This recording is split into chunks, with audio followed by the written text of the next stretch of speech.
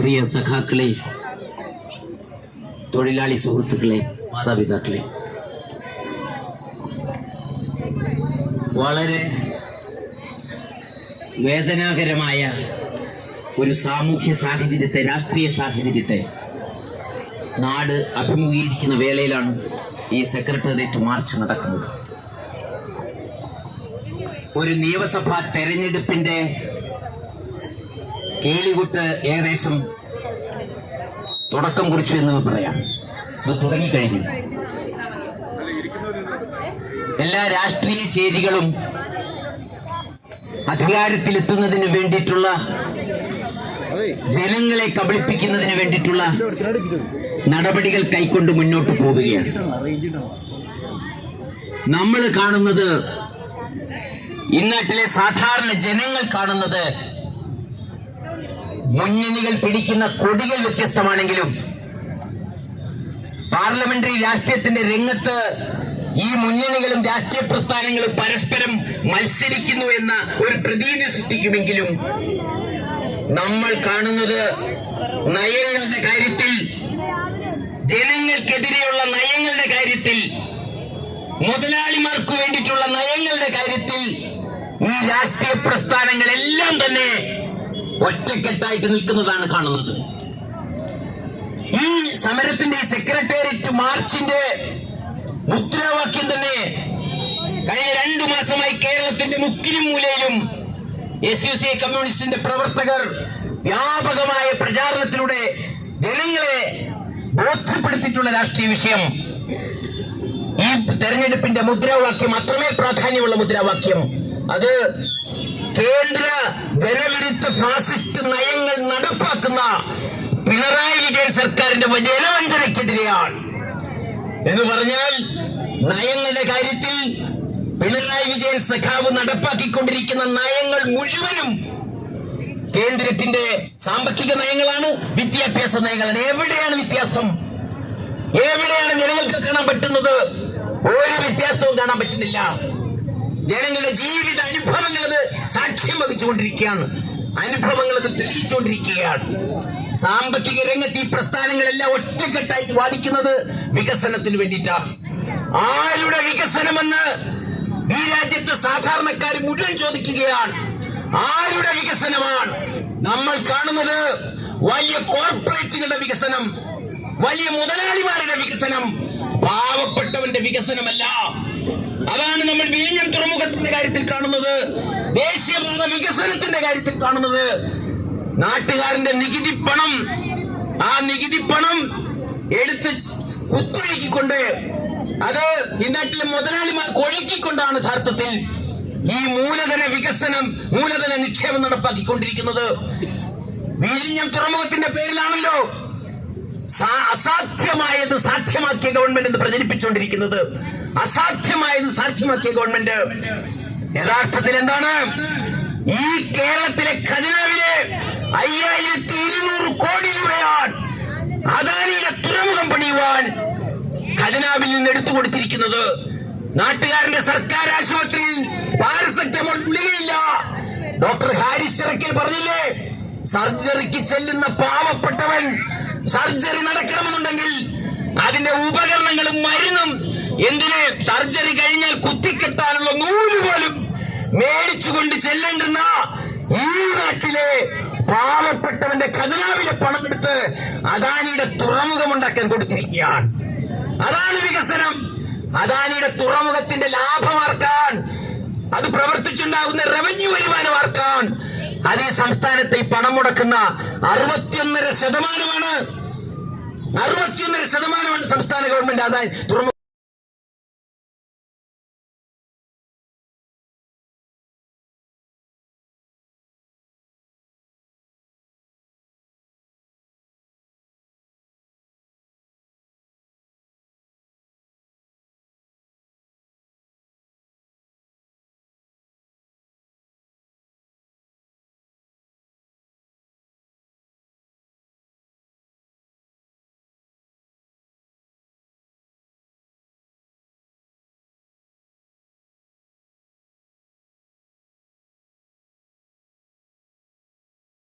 Road tax അടയ്ക്കുന്നു, ആ വണ്ടിക്ക് GST അടയ്ക്കുന്നു, സർവമാന നികുതിയും അടച്ചുകൊണ്ടിരിക്കുന്ന ഈ നാട്ടിലെ നാട്ടുകാരൻ റോഡ് ഉപയോഗിക്കണമെന്നുണ്ടെങ്കിൽ ആ റോഡ് ഉപയോഗിക്കുന്നതിന് ടോള് കൊടുക്കേണ്ടുന്ന കൊള്ള ചുങ്കം ഈടാക്കുന്ന ദേശീയപാതയാണ് വരുന്നത്. ആ ദേശീയപാതയിൽ പാവപ്പെട്ടവന്റെ ഓട്ടോറിക്ഷയ്ക്കും ബൈക്കിനും പ്രവേശനം ഉണ്ടായിരിക്കുന്നല്ല. ഇതാണ് വികസനം. ഈ വികസനം ആർക്ക് വേണ്ടിയിട്ടാണ്? ഈ നാട്ടിലെ വൻകിട മുതലാളിമാർക്ക് വേണ്ടിയിട്ടുള്ളതാണ്, കോർപ്പറേറ്റുകൾക്ക് വേണ്ടിയിട്ടുള്ളതാണ്. മോദിയും പിണറായി വിജയനും എല്ലാവരും ഒരേ സ്വരത്തിൽ അതിനുവേണ്ടി നിലകൊള്ളുകയാണ്.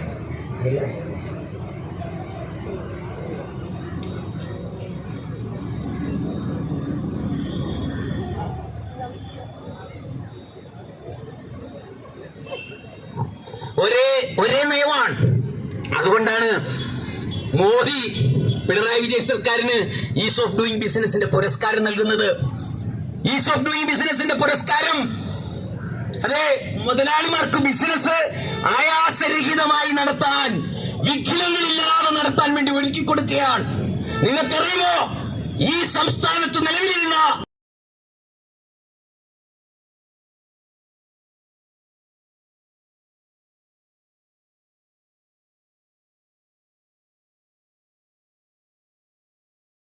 നമ്മുടെ നാട്ടിലെ ബിസിനസ് തുടങ്ങുന്നവർ ചെയ്താൽ അത് കുറ്റകൃത്യമാക്കി എടുക്കേണ്ടതില്ലെന്ന് ഈ സംസ്ഥാന ഗവൺമെന്റ് പറഞ്ഞിട്ടുണ്ട്. മൂലധനം നിക്ഷേപിക്കാൻ വരുന്നവരെ പിണക്കാൻ പാടില്ലല്ലോ, അവരെ വിഷമിപ്പിക്കാൻ പാടില്ല, ദുഃഖിപ്പിക്കാൻ പാടില്ല. അതുകൊണ്ടാണ് മണിയാർ ജലവൈദ്യുതി പദ്ധതി വീണ്ടും യൂണിവേഴ്സൽ കാർബറാണ്ട് വന്ന സ്വകാര്യ മുതലാളിക്ക് എഴുതി കൊടുത്തത്. നാം അറിയണം, ഈ രാജ്യത്തെ ജനങ്ങൾ അറിയണം, ഈ സംസ്ഥാനത്തെ ജനങ്ങൾ അറിയണം. മണിയാർ ജലവൈദ്യുതി പദ്ധതി സംസ്ഥാന ഗവൺമെന്റിന് ലഭിക്കുമായിരുന്ന 30 വർഷത്തിന് ശേഷം സംസ്ഥാന ഗവൺമെന്റ് ലഭിക്കുമായിരുന്ന പദ്ധതി ആരോടും ചോദിക്കാതെ മുതലാളിമാർക്ക് എടുത്തു കൊടുത്തു. വൈദ്യുതി വകുപ്പ് പറഞ്ഞു അത് കൊടുക്കരുത്, കാരണം 30 വർഷത്തെ കരാർ കഴിഞ്ഞാൽ മണിയാർ ജലവൈദ്യുതി പദ്ധതി സംസ്ഥാന ഗവൺമെന്റിന്റേതാണ്, സംസ്ഥാന ജലവൈദ്യുതി വകുപ്പിന്റേതാണ്, KCB-യുടേതാണ്. അത് കൊടുക്കരുതെന്ന് KCB ആവശ്യപ്പെട്ടിട്ട് പോലും ആ മണിയാർ ജലവൈദ്യുതി പദ്ധതി 25 വർഷത്തേക്ക് കൂടെ നീട്ടിക്കൊടുത്തു. യൂണിവേഴ്സൽ കാർബറാണ്ട് എന്ന കമ്പനിക്ക് 50 പൈസക്ക് ഉത്പാദിപ്പിക്കുന്ന കരണ്ട് അതിന്റെ 10 മടങ്ങ് വിലയ്ക്ക് ഇലക്ട്രിസിറ്റി ബോർഡിൽ വിറ്റുകൊണ്ടിരിക്കുകയാണ്. പി രാജീവ് പത്രക്കാരി വെച്ചപ്പോ പറഞ്ഞതെന്താ, നിയമസഭയിൽ പറഞ്ഞതെന്താ? പി രാജീവ് പറയുകയാണ്, നമ്മുടെ മണിയാർ പദ്ധതി മുതലാളിക്ക് വീണ്ടും 25 വർഷം നീട്ടിക്കൊടുക്കുന്നില്ലെങ്കിൽ മുതലാളിമാർക്ക് തെറ്റായ സന്ദേശം നൽകും. മുതലാളിമാർക്ക് തെറ്റായ സന്ദേശം നൽകാൻ പാടില്ലല്ലോ. അവരെ മനസ്സുകൊണ്ട് പോലും വേദനിപ്പിക്കാൻ പാടില്ല. എല്ലാവരും ഒറ്റക്കെട്ടാണ്. സാക്ഷാൽ ശ്രീമാൻ VD സതീശൻ, ഇപ്പൊ നമ്മുടെ അഭിനവ മുഖ്യമന്ത്രിയാണ്, അദ്ദേഹം പ്രസംഗിക്കുന്നത് മൂലധനം നിക്ഷേപിക്കാൻ എയർപോർട്ടിൽ വന്നിറങ്ങുന്ന മുതലാളിമാരെ സർക്കാരിന്റെ വാഹനത്തിൽ പോയി സ്വീകരിക്കണം, അവരെ സർക്കാർ ഗസ്റ്റ് ഹൗസിൽ താമസിപ്പിക്കണം. എല്ലാവരും മുതലാളിമാരെ മൂലധന നിക്ഷേപത്തിന് വേണ്ടിയിട്ടാണ് സംസാരിക്കുന്നത്. മുതലാളിമാരെ പിണക്കാൻ പാടില്ല, അവരെ വിഷമിപ്പിക്കാൻ പാടില്ല, അവർക്ക് തെറ്റായ സന്ദേശം നൽകാൻ പാടില്ല. KSRTC തൊഴിലാളിക്ക് മാസങ്ങളോളം ശമ്പളം മുടങ്ങാം. ഈ സംസ്ഥാനത്തെ നിർമ്മാണ തൊഴിലാളികളുടെ പെൻഷൻ മുടങ്ങിയിട്ട് 18 മാസമായി. അവർക്ക് എന്ത് സന്ദേശമാണ് കൊടുക്കുന്നത് ഈ സർക്കാർ? അവരുടെ മനസ്സിന് വിഷമമുണ്ടാകുന്നത് നിങ്ങൾ കാണുന്നില്ലേ? ഈ കേരളത്തിലെ ആശാപ്രവർത്തകർ 266 ദിവസം ഈ പന്തൽ ഇവിടെ ഈ സെക്രട്ടേറിയറ്റിന് മുമ്പിൽ രാപകലില്ലാതെ സമരം ചെയ്തു. അവരുടെ വിഷമവും വേദനയും കണ്ടില്ലേ? മുതലാളിമാരെ വിഷമിപ്പിക്കാൻ പാടില്ല, അവർക്ക് തെറ്റായ സന്ദേശം കൊടുക്കാൻ പാടില്ല. എല്ലാവരും ഒറ്റക്കെട്ടാണ്, മുഴുവൻ രാഷ്ട്രീയ പ്രസ്ഥാനങ്ങളും. ഇത് ഭരണചേരിയാണ്. നമ്മൾ ഇതിനെ ഭരണചേരി എന്ന് വിളിക്കുക. ഭരിക്കുന്നവരുടെ ചേരി, അത് ഇടതുപക്ഷം, അത് BJP ഒക്കെ തന്നെയും. BJP-യുടെ നയങ്ങൾ ഈ രാജ്യത്തെ മുതലാളിമാരെ, കോർപ്പറേറ്റുകളെ വാനോളം ഉയർത്തുന്ന നയങ്ങളാണ്. രാജ്യത്തിന്റെ അസമത്വം, സാമ്പത്തിക അസമത്വം എവിടെ എത്തി നമ്മളത് കാണുകയല്ലേ? അതിഭീകരമായ അവസ്ഥയിൽ ഈ രാജ്യത്ത് ഏതാണ്ട് 57 കോടി ജനങ്ങൾക്ക് 57 കോടി ജനങ്ങൾക്ക് ജീവൻ നിലനിർത്തത്തക്കത്തുള്ള പോഷകാഹാരം അല്ലെങ്കിൽ ജീവൻ ആവശ്യമായ പോഷകാഹാരം ലഭിക്കുന്നില്ല. 17 കോടി ജനങ്ങൾ നിത്യദാരിദ്ര്യത്തിലാണ്. പരിഗണിക്കുന്നുണ്ടോ?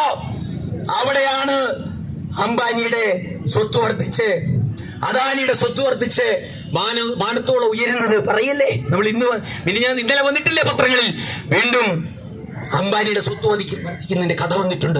അയാളുടെ നീക്കിയിരിപ്പ് ആകെ സമ്പാദ്യം 10 ലക്ഷം 9.8 ലക്ഷം കോടി രൂപയായി.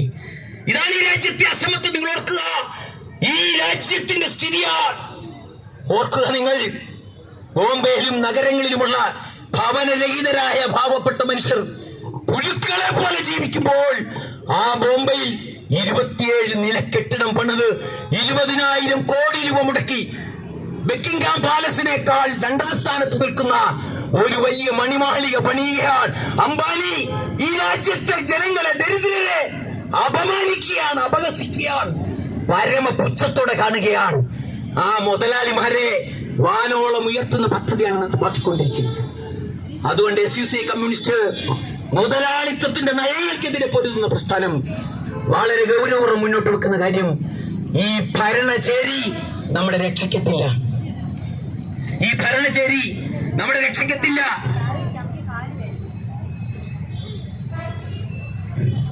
ജനങ്ങൾ സൃഷ്ടിക്കേണ്ടത് ഈ ഭരണചേരിയുടെ ഭാഗമാകുന്നത് കൊണ്ട് ഒരു മാറ്റവും ഈ സമൂഹത്തിന് വരില്ല.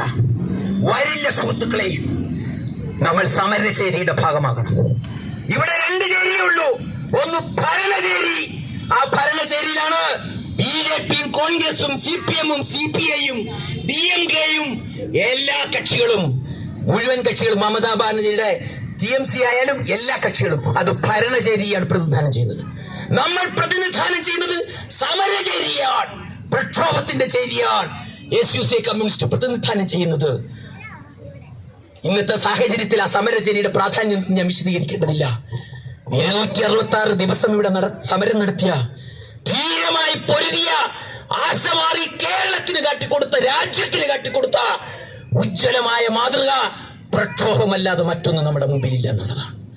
ഹരിയാനയിലെ പാനിപ്പത്തിലെ IOCയിലെ കോൺട്രാക്ട് ലേബർമാർ, 40,000 വരുന്ന കോൺട്രാക്ട് ലേബർമാർ AUTC ഉൾപ്പെടെയുള്ള SUCIയുടെ ട്രേഡ് യൂണിയൻ ഉൾപ്പെടെയുള്ള സംഘടനയുടെ നേതൃത്വത്തിൽ ധീരമായി പൊരുതി 3 ദിവസം കൊണ്ട് നിങ്ങൾ കണ്ടില്ലേ 9 ഡിമാൻഡ് വാങ്ങിച്ചെടുക്കുന്നത്. അതുകൊണ്ട് ഭരണക്കാർ നമ്മളെ തിരിഞ്ഞു നോക്കില്ല. അവർക്ക് നമ്മളുടെ വിഷമവും സങ്കടവും വിഷയമല്ല, അവർക്ക് മുതലാളിമാരുടെ സങ്കടമാണ് വിഷയം. മുതലാളിമാർക്ക് നല്ല സന്ദേശം കൊടുക്കാൻ ഈ രാജ്യത്തിന് അവകാശപ്പെട്ടത് എന്തും അവർക്ക് വിറ്റുകൊടുക്കും, അവർക്ക് ദാനമായി കൊടുക്കും. ഈ നാടിന്റെ മലയും പുഴയും കാടും മണ്ണും ഒക്കെ, വൈദ്യുതിയും ഒക്കെ കൊടുത്തുകൊണ്ടിരിക്കുകയാണ്. അവിടെ പാവപ്പെട്ടവന് നിലനിൽക്കാൻ, ഈ മണ്ണിൽ നമുക്ക് നിലനിൽക്കാൻ ഒരേ ഒരു മാർഗമേ ഉള്ളൂ, അത് പ്രക്ഷോഭത്തിന്റെ മാർഗമാണ്, സമരത്തിന്റെ മാർഗമാണ്. എത്ര വലിയ യാതനകൾ നേരിടേണ്ടി വന്നാലും ശരി, നമ്മുടെ നാട്ടിൽ ഈ തെരഞ്ഞെടുപ്പിൽ എന്ത് രാഷ്ട്രീയം മുന്നോട്ട് വന്നാലും ശരി, ഓർക്കൊള്ളുക, നമ്മുടെ മുമ്പിൽ ഒറ്റ മാർഗമേ ഉള്ളൂ, പ്രക്ഷോഭത്തിന്റെ രാഷ്ട്രീയം. ആ പ്രക്ഷോഭത്തിന്റെ രാഷ്ട്രീയം ഈ മണ്ണിൽ, കേരളത്തിന്റെ മണ്ണിൽ, ഇന്ത്യയുടെ മണ്ണിൽ പ്രതിനിധാനം ചെയ്യുന്ന ഒരേ ഒരു പ്രസ്ഥാനമാണ് SUCI കമ്മ്യൂണിസ്റ്റ്. ആ പ്രസ്ഥാനത്തിന്റെ സമര സന്ദേശം ഈ സംസ്ഥാനത്തിന്റെ മുക്കിനും മൂലയിലും പ്രചരിപ്പിക്കുന്നതിന് വേണ്ടിയിട്ടാണ്, പ്രചരിപ്പിച്ചുകൊണ്ട് ആണ് ഈ പ്രക്ഷോഭ പരിപാടി കൈക്കൊണ്ടിരിക്കുന്നത്. ഈ രാഷ്ട്രീയ നിലപാട് സ്വീകരിക്കുവാൻ എന്ന് ജനങ്ങൾ സജ്ജമാവുകയോ, എന്ന് ജനങ്ങൾ പ്രബുദ്ധമാവുകയോ, അന്നേ മാറ്റം ഈ സമൂഹത്തിനുണ്ടാവുള്ളൂ. തീർച്ചയായും നമുക്ക് വരച്ച വരെ നിർത്താൻ പറ്റും ഭരണാധികാരികളെ. ഇത്രമേൽ തോന്നിവാസം കാണിക്കുന്ന, ധിക്കാരം കാട്ടുന്ന, ധിക്കാരത്തിന്റെ എല്ലാ പരിധികളും വിട്ടു പ്രഖ്യാപിക്കുകയാണ്. അങ്ങനെ കാട്ടുന്ന ആ ഭരണാധികാരികളെ നേരിന്റെ മാർഗത്തിൽ നിർത്താൻ, ജനങ്ങളുടെ പക്ഷത്ത് അടിയുറപ്പിച്ച് നിർത്താൻ ഒറ്റ മാർഗമേ ഉള്ളൂ, അത് ദില്ലിയിൽ കർഷകര് കാണിച്ചു തന്ന മാർഗമാണ് പോരാട്ടത്തിന്റെ മാർഗം. ആ പോരാട്ടത്തിന്റെ മാർഗത്തിൽ SUCI കമ്മ്യൂണിസ്റ്റ് ഉണ്ടാവും, ധീരമുണ്ടാവും. ആശാ സമരം ഇവിടെ നടന്നു, സ്വതന്ത്രമായ യൂണിയന്റെ നേതൃത്വത്തിലാണ് ആ സമരം നടന്നത്. ആ സമരത്തിന് വേണ്ടുന്ന മുഴുവൻ പിന്തുണയും കൊടുത്തുകൊണ്ട് ഈ കേരളം മുഴുവൻ അത് കണ്ടതാണ്. നിർധനരായ സ്ത്രീകളോടൊപ്പം ശ്രാപകളില്ലാതെ ആ സമരം വിജയിപ്പിക്കാൻ SUCIയുടെ 100 കണക്കിന് വനിതാ പ്രവർത്തകർ ആ സമരം വിജയിപ്പിക്കാൻ മുൻനിരയിലുണ്ടായിരുന്നു. കേരളയിൽ വിട്ട പോരാട്ടം അതൊരു ജനകീയ സംഘടനയാണ് നയിച്ചത്, സമരവേദിയാണ് നയിച്ചത്. പക്ഷെ ആ സമരത്തെ വിജയിപ്പിക്കാൻ 3 ഉറക്കം ഉപേക്ഷിച്ച് 100 കണക്കിന് SUCI സഹാക്കൾ കേരളം മുഴുവൻ പ്രവർത്തിച്ചിട്ടുണ്ട്. ചെങ്ങറയിൽ 1 മാസം മുമ്പ് ചെങ്ങറയിലെ നമ്മുടെ സമര സഖാക്കൾക്ക് 460 വീട്ടുകാർക്കും റേഷൻ കാർഡ് കൊടുത്തു. 460 വീട്ടുകാർക്കും റേഷൻ കാർഡ് കൊടുത്തു. 18 വർഷങ്ങൾക്ക് ശേഷം ഹാരിസന്റെ ഭൂമിയിൽ കയറിയ പാവപ്പെട്ടവനെ, പുറമ്പോക്കി കിടന്നവനെ, സ്വന്തം വീടിന്റെ അടുക്കള മാന്തിട്ടാണ് അച്ഛനെ അമ്മയെ ശവടക്കിക്കൊണ്ടിരിക്കുന്നത്. അങ്ങനെ ഒരു സാഹചര്യത്തിൽ നാട്ടിലെ പട്ടികജാതിക്കാർ, പാവപ്പെട്ടവൻ, മർദ്ദിത ജനത സമരം ചെയ്യാൻ മുന്നോട്ട് വന്നു. അതാണ് ചെങ്ങറയിലെ പോരാട്ടം. ആ പോരാട്ടത്തെ വിജയിപ്പിക്കാൻ അതിനോടൊപ്പം അടിയുറച്ചു നിന്ന പ്രസ്ഥാനം SUCI കമ്മ്യൂണിസ്റ്റാണ്. അതിന്റെ സമരനായകൻ അന്തരിച്ച ലാഹോഗോപാലൻ സാർ സ്മരിച്ചിട്ടുള്ളത് ഈ പ്രസ്ഥാനത്തിന്റെ സഹായത്തെക്കുറിച്ച്, പിന്തുണയെക്കുറിച്ച്. ഇത് പ്രക്ഷോഭത്തിന്റെ രാഷ്ട്രീയമാണ്. രാഷ്ട്രീയമായി എന്ത് നേട്ടം ഉണ്ടാവുന്നത് SUC പരിഗണിക്കില്ല. തെരഞ്ഞെടുപ്പിൽ എത്ര നേട്ടം ഉണ്ടാക്കാൻ കഴിയുന്നത് പരിഗണിക്കില്ല. മറിച്ച് കാലക്രമേണെങ്കിലും ഈ നാട്ടിലെ ജനങ്ങളുടെ പ്രബുദ്ധത വളർന്നു വരുന്നതനുസരിച്ച് ജനങ്ങൾക്ക് രാജ്യം ഭരിക്കുന്നവരെ കൊണ്ട്, സംസ്ഥാനം ഭരിക്കുന്നവരെ കൊണ്ട് ജനങ്ങൾക്ക് അനുകൂലമായി തീരുമാനമെടുപ്പിക്കാൻ കഴിയും. അത് തെളിയിച്ചിട്ടുണ്ട്. ആ സമരത്തിന്റെ രാഷ്ട്രീയം, ആ സമരത്തിന്റെ കൊടിക്കൂറ ഉയർത്തിപ്പിടിച്ചുകൊണ്ട് ഈ പ്രസ്ഥാനം മുന്നോട്ട് പോകും. മുഴുവൻ ജനങ്ങൾക്കും ആ വാഗ്ദാനമാണ് ഇത്തരം ഒരു സന്നിഗ്ധ ഘട്ടത്തിൽ, സങ്കീർണ സാഹചര്യത്തിൽ പറയുന്നത്. വളരെ സങ്കീർണമായ ഒരു സാഹചര്യമാണ്. വളരെ വളരെ നമ്മൾ കേൾക്കുന്നതും കാണുന്നതുമായ വാർത്തകൾ അതാണ് യഥാർത്ഥത്തിൽ. ഇന്നലെ ജനയുഗം പത്രത്തിന്റെ ഫ്രണ്ട് പേജിൽ കണ്ടല്ലോ സഖാക്കൾ, വൈദ്യുതി ബോർഡിലെ പരിഷ്കാരങ്ങളുടെ മികവിന്റെ പേരിൽ കേന്ദ്ര ഗവൺമെന്റ് 2962 കോടി രൂപ അനുവദിച്ചത്രേ. വൈദ്യുതി ബോർഡിലെ പരിഷ്കാരങ്ങൾ അത് 100% സ്വകാര്യവൽക്കരണത്തിന്റെ പരിഷ്കാരങ്ങളാണ്. കേന്ദ്ര ഗവൺമെന്റ് അങ്ങ് പിടിച്ചുപോയി, ഇഷ്ടപ്പെട്ടു പോയി. നരേന്ദ്രമോദിക്ക് വലിയ പ്രീതിയായി അത്രേ നമ്മുടെ പിണറായി വിജയൻ സർക്കാരിന്റെ വൈദ്യുതി ബോർഡിലെ പ്രവർത്തനങ്ങൾ. അതിനെ ആദരിച്ചുകൊണ്ട് ഇന്നലെ 3000 കോടി രൂപ കൊടുത്തിട്ടുണ്ട്. അങ്ങനെ പണം പറ്റിയെടുക്കാൻ PM ശ്രീ എങ്ങനെയാണല്ലോ നടപ്പാക്കിയത്. പണം മേടിച്ചെടുക്കാൻ മുതലാളിമാർക്ക് വേണ്ടിയിട്ടുള്ള നയങ്ങൾ നടപ്പാക്കുന്നതായി മാറിക്കഴിഞ്ഞിട്ടുണ്ട്. അതുകൊണ്ട് SUC കമ്മ്യൂണിസ്റ്റിന്റെ പോരാട്ടം മുന്നേറുകയാണ്. ഒരു രാഷ്ട്രീയ പ്രസ്ഥാനത്തും ഈ രാജ്യത്തെ ജനങ്ങളെ വഞ്ചിക്കാനാവാത്ത വിധത്തിലുള്ള പ്രബുദ്ധതയുള്ള ജനങ്ങളാക്കി മാറ്റിയെടുക്കും. പെൻഷന്റെയും ആനുകൂല്യത്തിന്റെയും അപ്പുറത്ത് നിർത്തി രാഷ്ട്രീയത്തെ വിശകലനം ചെയ്യുവാൻ ഉള്ള ശേഷിയുള്ള ജനതയാക്കി, ധാർമ്മിക ബോധമുള്ള ജനതയാക്കി, നട്ടലുള്ള ജനതയാക്കി ജനങ്ങളെ പരിവർത്തനപ്പെടുത്തിയെടുക്കുന്നത് പ്രക്ഷോഭമാണ്. ആ പ്രക്ഷോഭത്തിന്റെ രാഷ്ട്രീയമാണ് SUC കമ്മ്യൂണിസ്റ്റ് മുന്നോട്ട് വയ്ക്കുന്നത്. ആ രാഷ്ട്രീയത്തിന് പ്രതിനിധാനം ചെയ്തുകൊണ്ടാണ് ഈ സെക്രട്ടേറിയറ്റ് മാർച്ച് ഇവിടെ നടക്കുന്നത്. ഈ മാർച്ചിൽ പങ്കെടുക്കാൻ ഇവിടെ എത്തിച്ചേർന്ന മുഴുവൻ പാർട്ടി സഖാക്കളെയും അഭിവാദ്യം ചെയ്തുകൊണ്ട് ഞാൻ ഈ സെക്രട്ടേറിയറ്റ് മാർച്ച് ഉദ്ഘാടനം ചെയ്യാൻ നമ്മൾ ഏറ്റവും ആദരണീയനായ പാർട്ടിയുടെ പോളിറ്റ് ബ്യൂറോ അംഗം സഖാവ് K. രാധാകൃഷ്ണ കർണാടകത്തിൽ നിന്ന് ഇവിടെ എത്തിച്ചേർന്നിട്ടുണ്ട്. സഖാവിനെ വിനയപൂർവ്വം ആദരപൂർവ്വം ഞാൻ ക്ഷണിച്ചുകൊണ്ട് I invite Comrade K. Radhakrishna to inaugurate this secretariat march. I humbly request him. മിത്ര റവല്യൂഷണറി സഖാക്കൾ വിപ്ലവാഭിവാദനങ്ങളോടെ ഞാൻ അവസാനിപ്പിക്കുന്നു. ഇംഗ്ലണ്ട് സിന്ദാബാദ്, SUC കമ്മ്യൂണിസ്റ്റ് സിന്ദാബാദ്, പ്രക്ഷോഭങ്ങൾ നീളാടുവായിട്ട്.